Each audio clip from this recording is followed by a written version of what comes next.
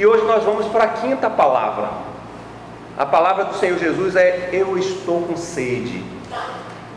Na versão do grego, a palavra aqui não é como está traduzido em nossa versão.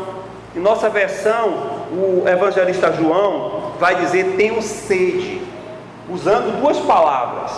Na versão do grego, existe apenas uma palavra só, e a palavra é sedento. Essa é a palavra do grego que traduz a palavra estou com sede, ou como diz o apóstolo João, tenho sede. Então vamos fazer o argumento bíblico, porque o que nos importa não é o nosso comentário, mas o que a Bíblia nos diz. Vamos abrir em dois textos bíblicos. Mateus capítulo 27, a partir do 45. Vamos olhar na perspectiva de Mateus o que ele vê dessa cena.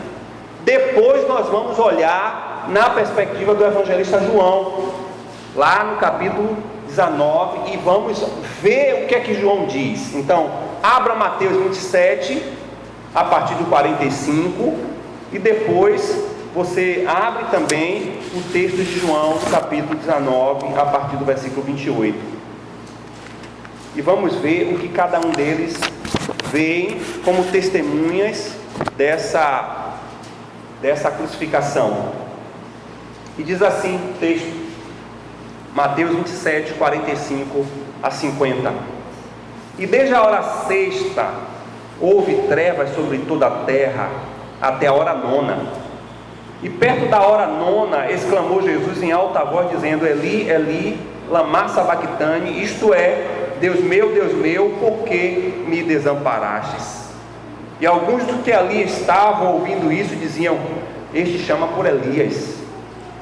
E logo um deles, correndo, tomou uma esponja e embebeu-a em vinagre, e pondo-a numa cana, dava-lhes de beber. Os outros, porém, diziam: deixe, vejamos se Elias vem livrá-lo. E Jesus, clamando outra vez com grande voz, rendeu o espírito. Vemos Mateus 45 a 50. Agora vá lá para o Evangelho de João, no capítulo 19, a partir do versículo 28 ao 30, que vai dizer assim: depois, sabendo Jesus que já todas as coisas estavam terminadas, para que a escritura se cumprisse, disse: tenho sede.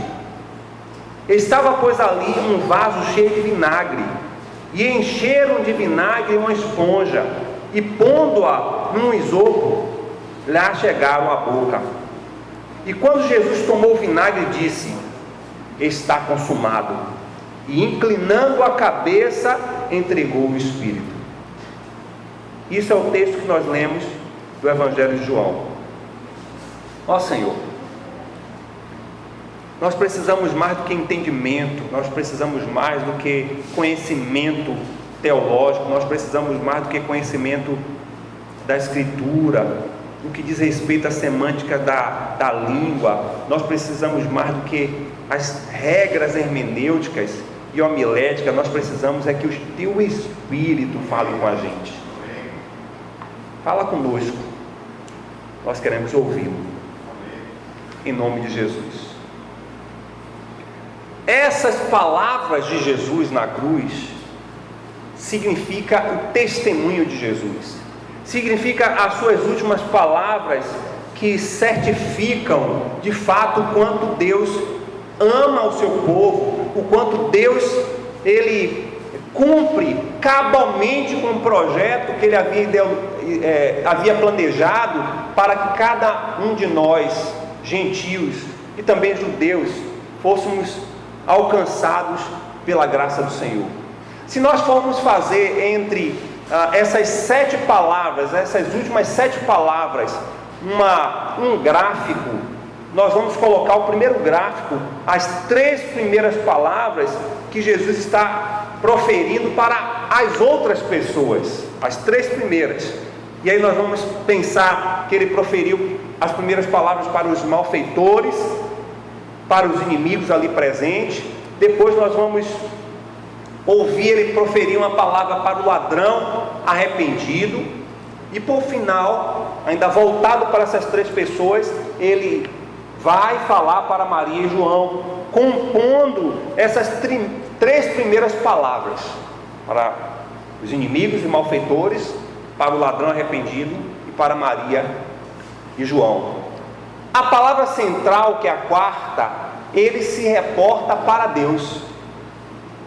Ele se reporta para Deus quando ele diz: por que me desamparaste? Naquela oração em que ele, em intimidade com o Pai, está manifestando ali, diremos assim, a parte central das suas últimas palavras. Por isso que está bem no meio, é a quarta palavra, porque ele tem um manifesto para o Pai. Agora, essas últimas três últimas palavras, ele vai se referir para ele mesmo. Eu acho muito interessante isso. Se as três primeiras ele se refere aos outros, a quarta ele se refere para o Pai, essas últimas três agora ele vai falar dele. E a primeira coisa que ele vai falar dele é da sua expressão ou da sua manifestação enquanto natureza corpórea. E ele vai manifestar isso quando ele diz que está sedento. Ele está com essa palavra manifestando o que o seu corpo, assim como nós, tem como necessidade. A segunda palavra que ele se refere a ele vai se referir agora à sua alma, à sua consciência, quando ele diz: Pai, está tudo consumado. Tudo está consumado. Ele está trazendo à memória, de fato, aquilo que a sua alma foi preparada, suas emoções, seus sentimentos, seu raciocínio, para expressar diante de Deus que ele cumpriu cabalmente o projeto do Pai para resgatar os perdidos. E por fim, ele vai manifestar uma palavra declarando toda a expressão do seu espírito, quando ele chega para o Pai em oração e diz: Pai, em tuas mãos eu entrego o meu espírito. Os evangelistas então vão pensar nessas últimas três palavras de Jesus, falando sobre ele mesmo, nos três aspectos da própria natureza de Jesus. Eles vão registrar o que o corpo de Jesus ali na cruz manifesta, o que a alma de Jesus ali na cruz manifesta e o que o Espírito de Jesus ali manifesta, para dizer que ele estava integralmente cumprindo com o propósito de Deus. E aí eu queria que vocês acompanhassem comigo essas três características dessa palavra, dessa declaração que é dita como palavra de aflição. Essa é a palavra que nós vamos descrever hoje: palavra de aflição. E essa palavra de aflição, ela vai nos trazer pelo menos três características importantes sobre a pessoa de Jesus. E eu queria que você anotasse, que você visitasse o texto e olhasse no texto o que vem descrever essas três palavras pelas quais nós vamos desenvolver aqui. A primeira palavra, quando ele diz eu estou sedento, é uma característica clara da fragilidade que Jesus estava tendo. Depois, ele vai manifestar também nessa mesma palavra, nessa mesma expressão, estou com sede, sedento, ele vai caracterizar a segunda palavra que manifesta realmente o quanto o seu corpo estava sendo fragilizado, que é a palavra fidelidade.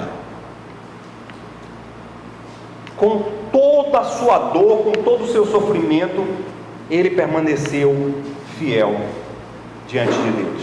E por fim, ele vai trazer a terceira característica que manifesta a partir dessa expressão estou sedento ou estou com sede, a finalidade de sua missão. Então, olhando para o versículo 28 do capítulo 19 de João, nós vamos então pensar um pouco sobre a fragilidade de Jesus. O que é que diz o texto? Depois, sabendo que Jesus, que já todas as coisas estavam terminadas, para que a Escritura se cumprisse, disse: tenham sede. Parece até estranho, parece até que não combina com Jesus falar da fragilidade de Jesus. Mas Jesus era frágil? Sim. Por que ele era frágil? Porque nós não podemos esquecer que Jesus Cristo, ele era homem. Ele sofria todas as características, todas as debilidades da existência humana, com um ressalto: ele não era pecador.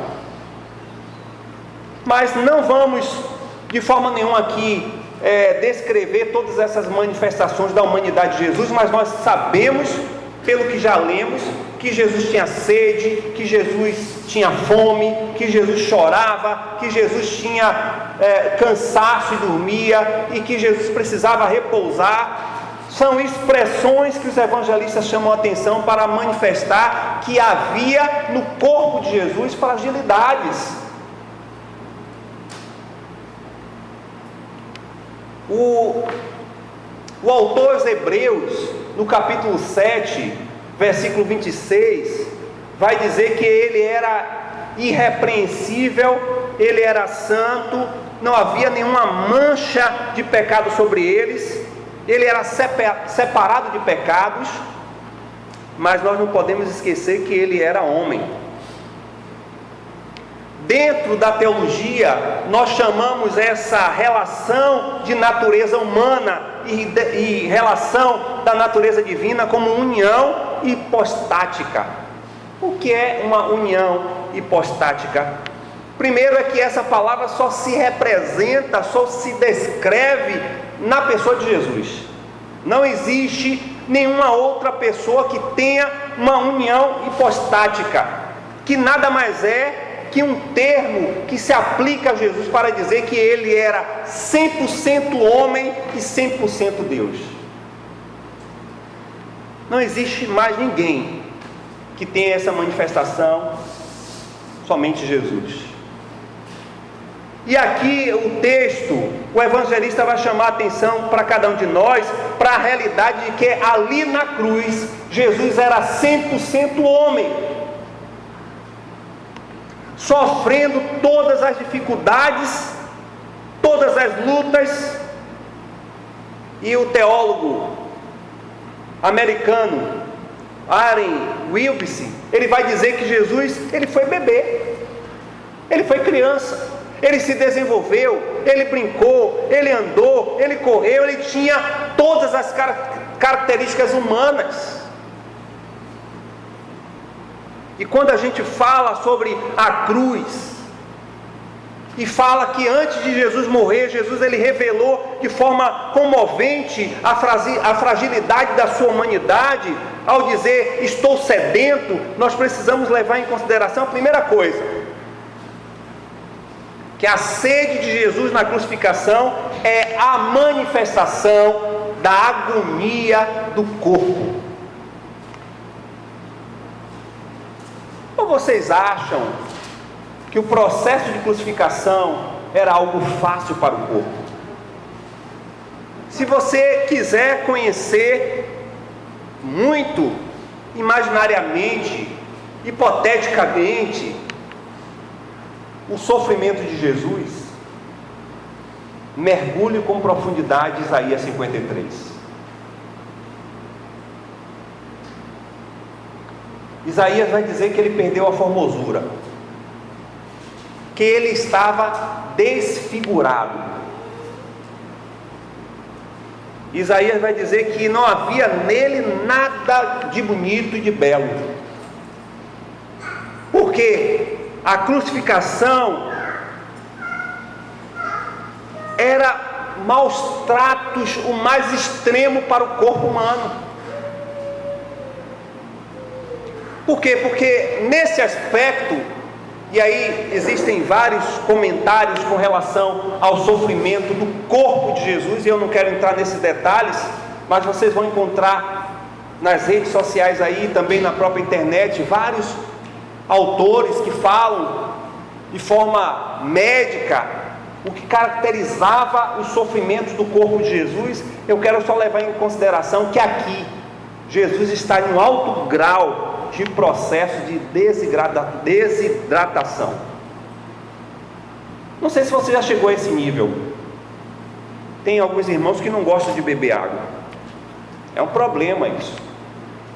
E quando você chega a um nível da sua boca ressecar, a saliva está completamente seca, os lábios ressecados, quando você entra nesse estado completamente em que o corpo manifesta a necessidade de ingerir água, você já está entrando em um processo de desidratação.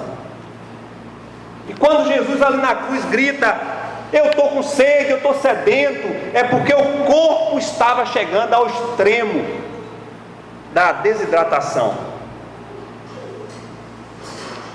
Mas o que é que os carrascos fazem? Eles não se contentam com o sofrimento. E aí também não quero entrar nos detalhes com relação ao que o vinagre produzia naquela época, porque o vinagre tanto era uma bebida para amenizar o sofrimento, a dor, porque nós não estávamos trabalhando com analgésico, com nenhum tipo de tranquilizante, se usava as coisas naturais, e segundo alguns historiadores dizem que era tanto bebida para se embriagar, quanto também bebida para amenizar a dor, o sofrimento. Mas no contexto de Jesus, não estava servindo nem para uma coisa nem para outra, mas para expô-lo a ele a vergonha. Era algo sádico, tentando levar Jesus ao mais profundo sofrimento.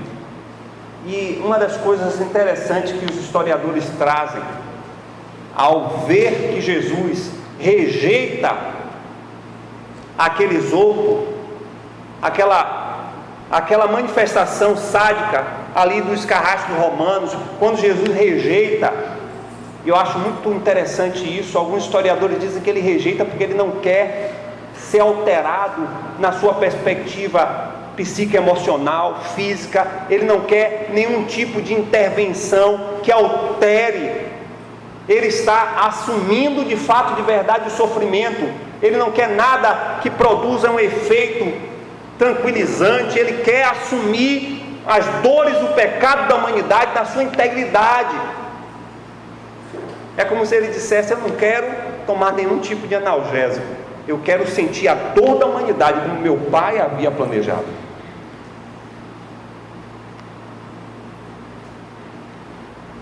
Charles Sheldon, um teólogo americano do século XIX, agora ele vai dizer que Jesus estava no final da sua vida, e eu acredito que Jesus pediu e tomou aquela bebida porque ele tinha mais duas coisas a dizer, e ele não teria sido capaz de dizê-las sem antes emudecer a sua garganta, pelo menos tocar um pouco, para poder ainda ter forças para dizer: Pai, está consumado, Pai, entrego em tuas mãos o meu espírito. E é interessante quando ele usa o texto e diz que essa manifestação de estar sedento é para cumprir uma profecia bíblica. Ali, irmãos, a crucificação é a manifestação profunda de um homem que está em extremo sofrimento em seu corpo. Aí eu queria que vocês, por 4 minutos, pudessem ver o vídeo. O vídeo que tem como tema "Deram vinagre para Jesus beber", do antropólogo e teólogo que eu gosto muito, Rodrigo Silva, que é uma pessoa muito fiel nos relatos bíblicos, e que ele vai descrever historicamente como era esse vinagre que a gente nem imagina como era, da onde tirou, como foi. E ele, em 4 minutos, ele vai explicar historicamente, para vocês verem o tamanho do sofrimento que Jesus passou por você e por mim. Preste atenção. Agora, se você vir a cidade de Sardes, A cidade está mencionada no Novo Testamento, especialmente no Apocalipse, quando uma das cartas que o apóstolo João dirige às 7 igrejas da Ásia Menor é justamente destinada à comunidade cristã da cidade de Sardes. Mas eu quero chamar a sua atenção para uma outra coisa aqui. Aqui na cidade de Sardes, nós temos uns restos que estão sendo escavados pela Universidade de Cornell e pela Universidade de Harvard. São os restos arqueológicos de um banheiro público da época. Um banheiro público.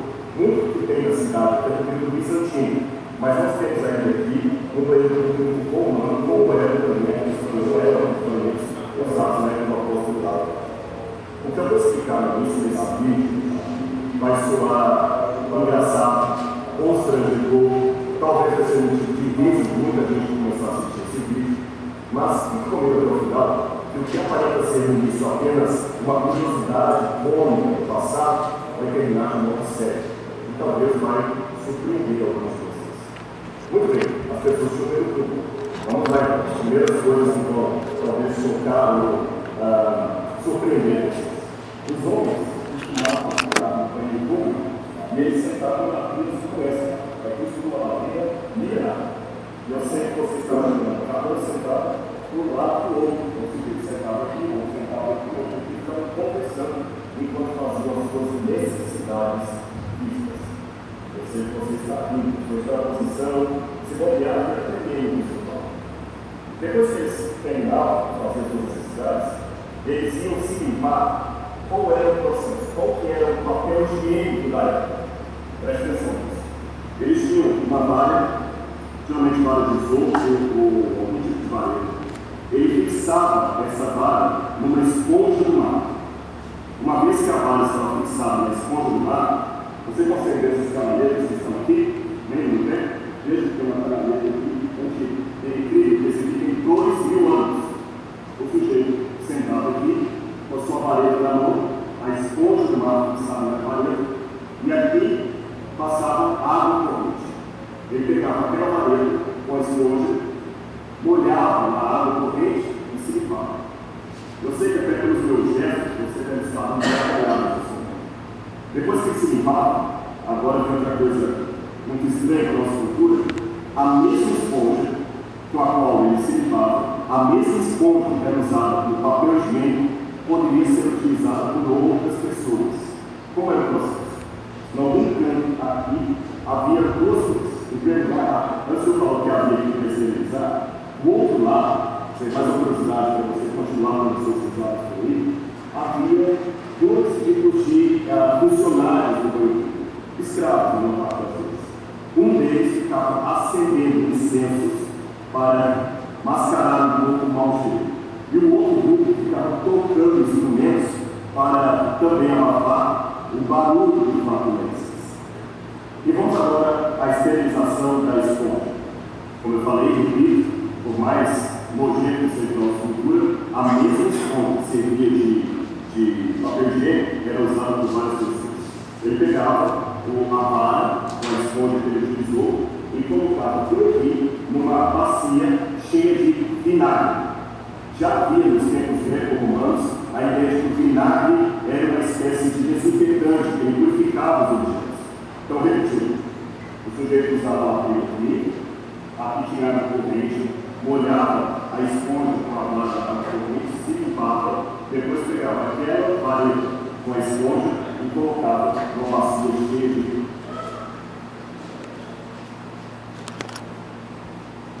Não sei se os irmãos deram para entender. Ele está falando ali de um banheiro público, que possivelmente era um banheiro que era no dia de Jesus. E daquela forma que eles faziam ali, os homens faziam suas necessidades e usavam esse bastão com isopo para limpar, se limpar.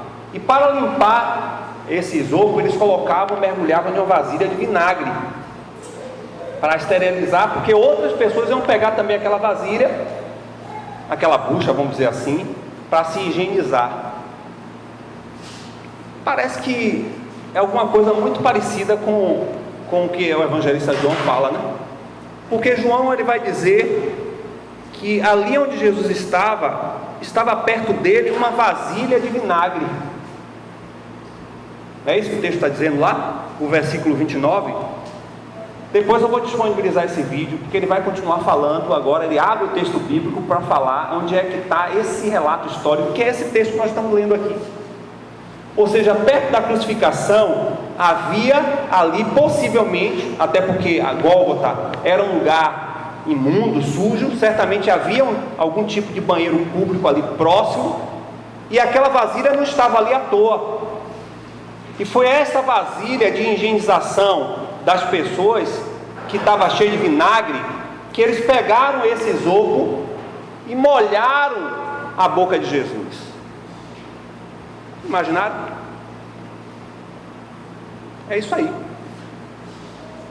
Jesus morrendo de sede, corpo fragilizado, esses sádicos romanos pegam essa vasilha de esopo, que era uma vasilha de higienização pessoal, certamente ali, ninguém sabe como era aquele tipo de líquido que havia ali, além de vinagre, sujeira e tudo mais, colocam na boca do Senhor Jesus. Pense você, morrendo de sede, cansado, corpo fragilizado, dolorido, pedindo água, alguém vem com você, pega a bucha, vamos fazer a transliteração para a gente, pega a bucha, molha no vaso sanitário, e não vaso sanitário com água não, vaso sanitário com dejetos ali, e abre a tua boca e bota na sua boca.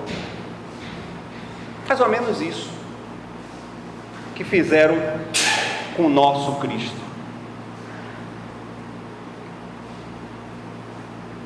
Qual é a importância da fragilidade humana de Jesus ali na cruz? A primeira coisa que a gente pode pensar é que Jesus, ao manifestar essa fragilidade, essa dor, ao ponto de gritar, eu estou com sede, Jesus, ele se identifica com as nossas necessidades. Por quê? Porque é alguém da mesma espécie que nós, está se colocando em nosso lugar.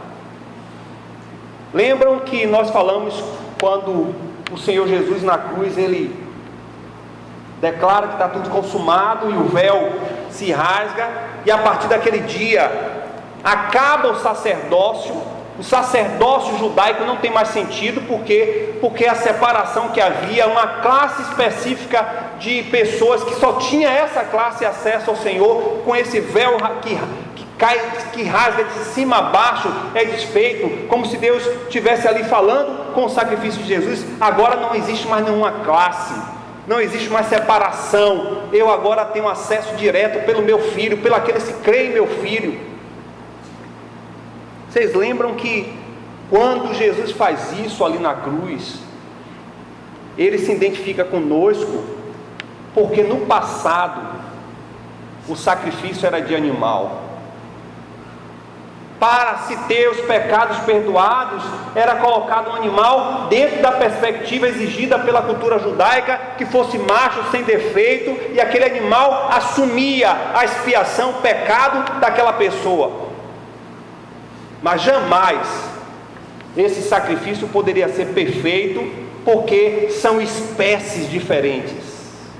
Um animal não poderia assumir a responsabilidade, um animal não poderia assumir o pecado de humanos, para ser aceito e acolhido de forma permanente e eterna. E é por isso que o povo de Israel, todos os anos, tinham que oferecer sacrifício, porque era tolerável esse sacrifício diante de Deus, mas não era totalmente aceitável. Então todos os anos eles tinham que pedir perdão. Mas quando um humano se sacrifica por outro humano, é uma espécie pela outra espécie, e vale salientar que esse humano que se sacrifica pelo outro era perfeito e sem pecado, o Pai recebe esse sacrifício. Irmãos, eu estou todo arrepiado aqui, porque só Jesus era capaz de fazer isso. Ele levou as nossas necessidades, as nossas sede, a nossa angústia, o nosso pecado, e Ele se sacrificou por nós. foi completamente debilitado, com todas as dores que um corpo humano pode trazer, com toda a fragilidade que o corpo humano pode manifestar. Ele assumiu para levar os meus pecados e foi recebido pelo Pai, porque era um humano perfeito, sendo sacrifício por outros humanos. Portanto, a fragilidade de Jesus ali na cruz, em seu corpo, é para nos se identificar conosco, é para mostrar que nós temos debilidades por conta do pecado, mas por causa dele nós podemos vencer. Jesus se identifica conosco e nos compreende quando ali na cruz ele assume todos os nossos pecados, ele sofre todas as dores. Então, portanto, nós não podemos achar que podemos chegar diante do Senhor expressando a nossa dor, a nossa angústia, como se Ele não soubesse o que é isso. Você está compartilhando com aquele que é especialista de todas as dores físicas, corpo, dores emocionais, psíquicas e dores do espírito. Por isso que ele é habilitado, certificado como intercessor. Porque o intercessor é alguém que se coloca no lugar do outro. Jesus, ele pode interceder por nós, porque ali na cruz ele se colocou em meu lugar. Ele sofreu todas as dores que eu sofro. E a pior dor é a dor do pecado. Jesus se identifica conosco e nos compreende. E é por isso que ele é sacerdote perpétuo. Por quê? Porque ele, como humano perfeito, foi sacrifício por outros humanos, para não existir mais necessidade de novos e novos sacrifícios. Por isso que o seu sacrifício foi único, eterno, perfeito e perpétuo. A humanidade não compreende isso, e aí tenta habilitar a possibilidade do homem alcançar por si mesmo a salvação, mas não terá êxito, porque não há em nós um nível mais profundo de perfeição para que possamos seguir os padrões, os parâmetros e princípios que Deus estabelece. Só podemos fazer isso em Cristo, só com Ele. Sem Ele nunca alcançaremos. Por mais que a gente seja praticante de boas obras, por mais que a gente seja pessoas mentalmente equilibradas, por mais que sejamos pessoas completamente sintonizadas com o nosso próprio interior, nós continuaremos sendo pecadores.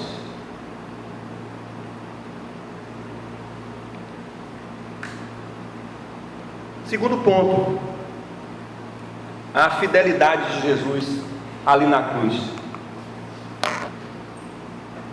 O versículo 28 diz: Jesus sabia que a sua missão havia terminado,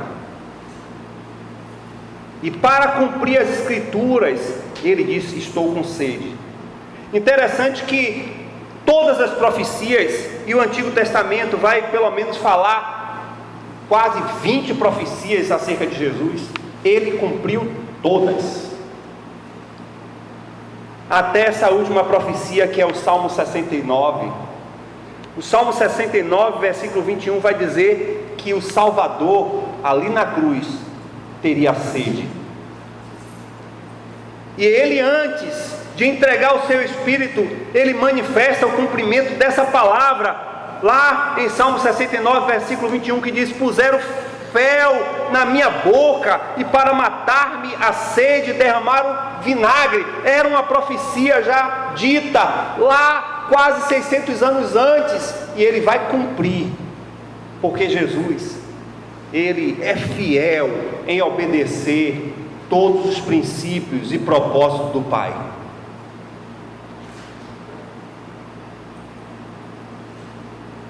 Jesus cumpriu todas as profecias que diziam que ele seria vendido por 30 moedas, as profecias que dizem que ele seria traído por amigos, as profecias que vão falar sobre a humilhação, a ferida, o machucado que ele ia sofrer, e tantas outras profecias. E esta do Salmo 69, versículo 1, ele também cumpre. Por quê? Porque ele veio para cumprir todas as profecias, todos os propósitos que Deus havia estabelecido. Ele cumpre a vontade traçada do Pai. Por mais que fosse dolorosa, como nós vimos no domingo passado, a dor, a mais profunda dor da morte eterna. E Jesus, quando ele assume os nossos pecados, ele é momentaneamente abandonado pelo Pai. Por quê? Porque é incompatível um Deus santo se relacionar com pecadores. E ali na cruz, Jesus se fez pecador por nós. E ele sabe o que é estar afastado do Pai. A vontade de Jesus estava sempre submetida à vontade do Pai. A satisfação e a saciedade de Jesus eram encontradas no cumprimento da sua palavra, e o evangelista João vai falar isso, o próprio apóstolo Paulo vai dizer isso. João vai dizer que a comida e a bebida de Jesus era fazer a vontade do Pai.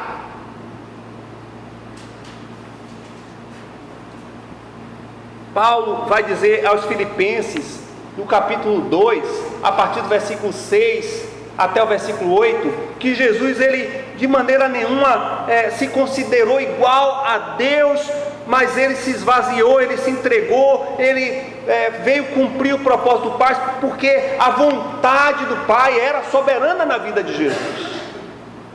E nesse aspecto ele foi fiel.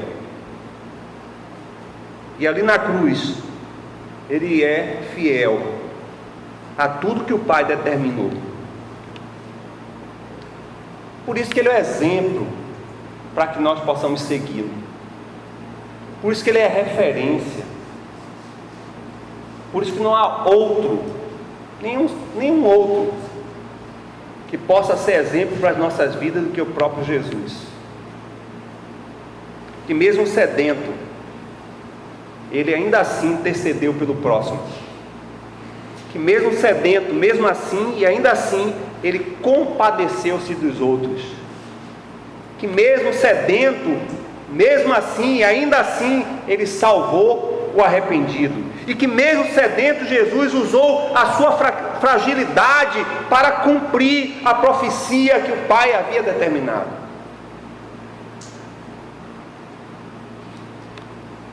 Ou você acha que ele já não estava com sede antes? Ele já estava com sede há mais tempo, mas para cumprir a profecia, foi o exato momento que ele disse: estou sedento. Ele cumpre fielmente toda a palavra do Pai.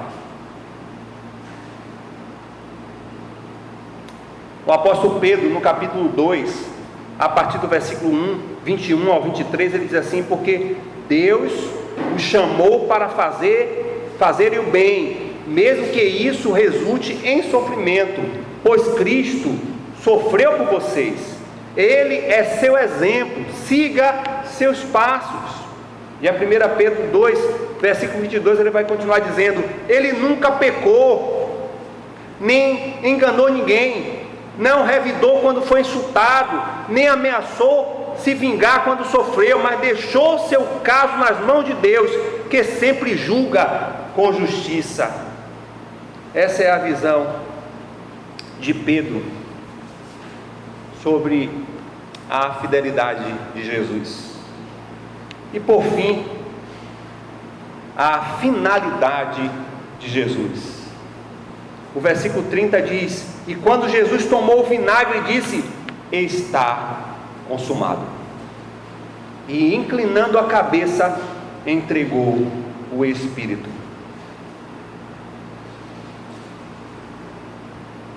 O pastor John Piper, graças a Deus ainda está vivo e muito vivo, ele cita essa expressão de Jesus dizendo: a alma do homem traz consigo uma sede voraz, insaciável. Somente quando nos entregamos a Deus, essa sede pode ser saciada. Temos dentro de nós sede de comunhão, não apenas com as outras pessoas, mas com Deus que nos criou. Portanto, a gente já nasce sedento de Deus. O problema é que alguns querem matar essa sede em cisternas furadas. Buscam poder, buscam relacionamentos, buscam fama, drogas, álcool, sexo. Muitas vezes todas essas cisternas que são furadas, que não vão conseguir suprir a necessidade vital do ser humano, que é a necessidade de Deus.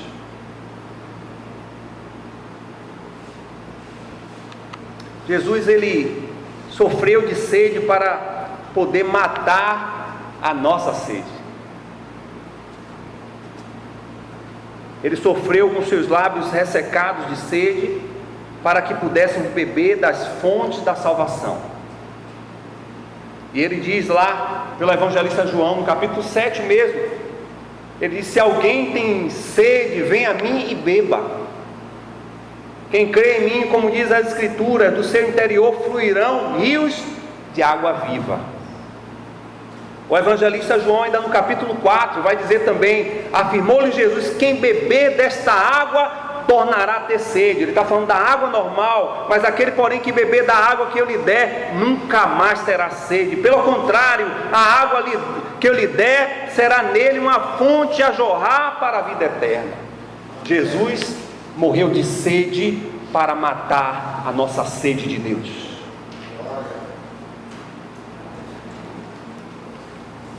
E esta é a visão que o evangelista João, lá em Apocalipse capítulo 22, vai trazer para a gente acerca da necessidade vital final do homem, quando ele diz, no capítulo 22, versículo 17: o Espírito e a noiva dizem: vem. Aquele que ouve, diga: vem. Aquele que tem sede, venha. E quem quiser, receba de graça a água da vida.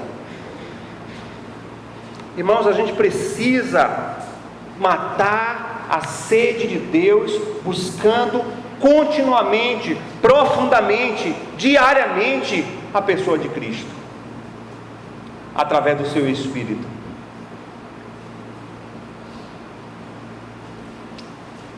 É uma sede, uma necessidade que o humano tem, o ser humano tem, que só pode ser suprida em Deus. Não é a religião, não é partido, não é posição, não é status social, não é nada disso que vai suprir uma sede que o homem, a natureza humana tem. Só Jesus Cristo pode cumprir. E nós precisamos apresentar esse Cristo para as pessoas. Você precisa apresentar Cristo para as pessoas. Eu não sei qual o estado de você estar aqui nessa manhã conosco. Se você está aflito, sedento de alguma coisa, se está sofrendo de alguma área da sua vida, seja física, emocionalmente, não sei qual estado que você está, mas eu tenho certeza que é um estado de alguém que está sedento de Deus. Por quê? Só Ele pode resolver os nossos problemas. E o maior problema não é curar uma enfermidade, o maior problema não é trazer a libertação a uma alma aflita. O maior problema que a humanidade tem é de ser pecadora. E é por isso que todos nós precisamos de Deus, porque só Ele pode suprir essa sede perdoando os nossos pecados. Jesus Cristo passou pela aflição na cruz para nos dar a salvação e saciedade nele. É nele que teremos a nossa sede completamente saciada. Essa semana eu tive a experiência de compartilhar o Evangelho de Cristo. Eu pouco falo dessas coisas porque eu acho que não quero caracterizar como se fosse alguma coisa extraordinária só acontecendo na minha vida. Eu acho que isso é natural e deve ser natural na vida de todos nós. Enquanto discípulos de Cristo, nós devemos naturalmente falar de Cristo. Na sexta-feira nós estudamos sobre isso, sobre o testemunho cristão, e muitas vezes não são as palavras que proferimos que fazem sentido para as pessoas, não é o fato de colocarmos uma Bíblia debaixo do braço, não é o fato de estarmos na nossa casa com a Bíblia aberta, no Salmo 93 ou 23, seja lá qual for, mas é aquilo que a gente está falando, vivendo, mostrando para as pessoas. E a gente engana as pessoas. A gente engana as pessoas, mas a gente não consegue enganar Deus. Ele vê tudo e sabe quem de fato você é, seus atos, seus comportamentos, suas atitudes, dentro de casa, fora de casa, diante da vista das pessoas, dos seus ações, você sozinho e diante de Deus. Ele nos conhece. E a gente precisa testemunhar de Deus com quem quer que seja. E uma coisa, o Senhor, quando me levou para Portugal, Ele colocou no meu coração. Ele colocou no meu coração, e tanto a mim quanto a Patrícia e a Isabelle, é que nós iríamos pregar para crentes. Ia converter pessoas que estavam dentro da igreja, porque não eram convertidas, eram pessoas maravilhosamente religiosas.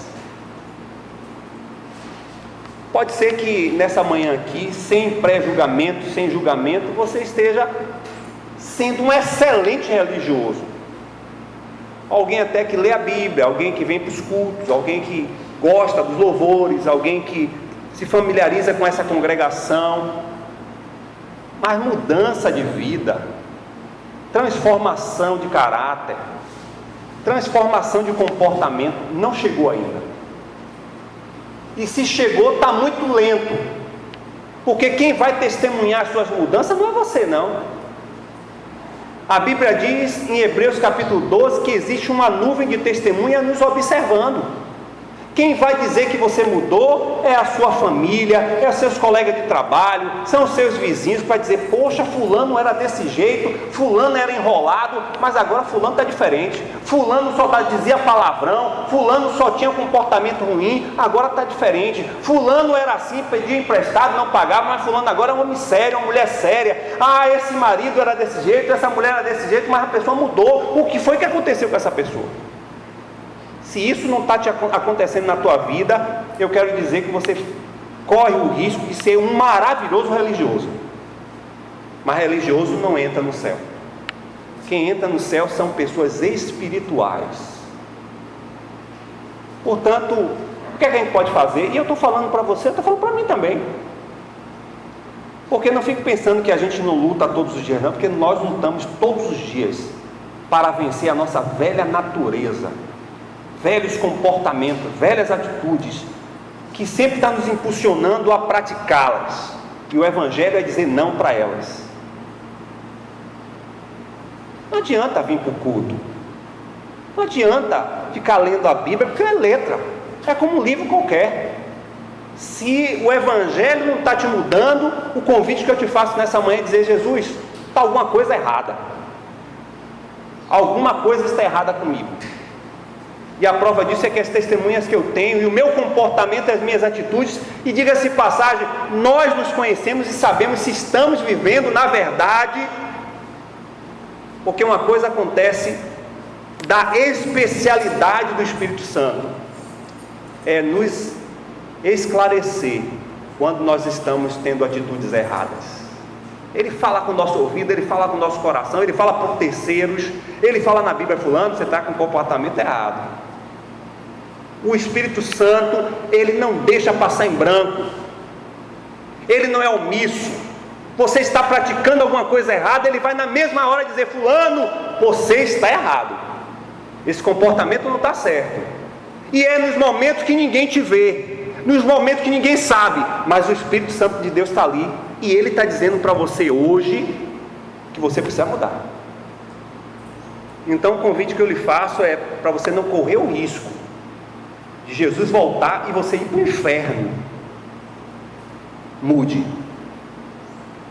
peça perdão a quem é necessário, começando a partir de você mesmo, e peça o Espírito Santo de Deus para de fato e de verdade entrar na sua vida. E eu quero finalizar. A gente se engana ao achar porque nascemos no lar cristão, ou porque tivemos sempre familiaridade com o Evangelho, que a gente está certificado da salvação, e não estamos. Porque eu sou esse exemplo, nascido, apresentado no Evangelho, mas o mundo estava dentro de mim. Enquanto eu não tive encontro com Jesus, em que Ele passou a transformar e está transformando a minha vida, eu era um especialista em religião, porque sabia todas as músicas, conhecia todos os textos dentro do necessário, sabia todos os hábitos e cacoetes de uma igreja, mas vida com Deus, zero. E tem muita gente que está assim. Jesus diz naquele dia que muitos farão: Senhor, eu falei em línguas, eu curei, eu ministrei. Irmãos, não sei se você já presenciou, mas já presenciei pessoas que não têm nenhum compromisso com Deus, usar o nome de Jesus, e as pessoas serem alcançadas pela graça, porque é o nome dele que tem poder. Não somos nós que estamos falando. Eu tenho muitas experiências com isso, de pessoas que a gente imagina assim: mas fulano e fulano que não tem nada a ver, até adora as trevas, sim, e usa o nome de Jesus, e a pessoa é curada, é liberta, é restaurada, mas ela não tem compromisso nenhum com Jesus, mas usa o seu nome. E naquele grande dia muitos falam isso: Senhor, eu fiz isso, eu tinha ministério, eu conhecia a tua palavra, eu conheço tudo da Bíblia. Não te conheço. Ele disse: eu não te conheço, porque a vida com Jesus é uma vida de relacionamento, e relacionamento implica em mudança e transformações diárias. Então mude enquanto há tempo. E aí o que eu faço? Eu não sei. O Espírito Santo pode te orientar a fazer as mudanças que são necessárias. E para alguns as mudanças serão dolorosas. Por quê? Porque quando a gente cria uma autoimagem ruim diante das pessoas, só o tempo pode desfazer isso. Porque a pessoa nunca acredita que eu agora estou crente mesmo. Dê tempo. Mostre os frutos. Tem gente que viveu tantos anos fazendo o que é errado, não é um ano nem dois que a pessoa vai acreditar. Mude todos os dias, de maneira que vai chegar o tempo que a pessoa diz: fulano, realmente você agora é seguidor de Jesus, porque quem você era, o que você mudou. Mas duas coisas que eu quero finalizar dizendo: que quem se encontra com Cristo, que eu acredito, nunca mais é o mesmo. E quem vive com o Cristo que eu vivo, será sempre transformado dia após dia.